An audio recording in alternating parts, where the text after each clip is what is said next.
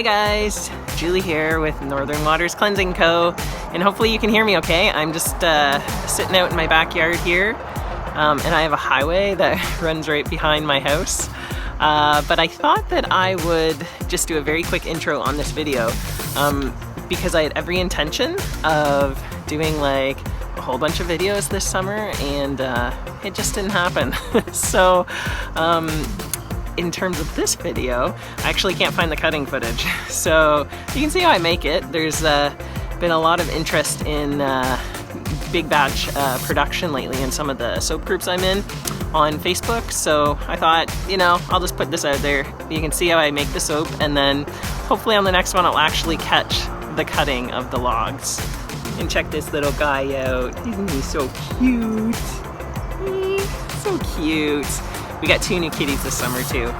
So they live outside and they're super adorable, and I take lots of breaks during the day to come and see them. Anyways guys, thanks so much for watching. I hope you enjoy the video, and I promise my next one I will actually capture the cutting footage.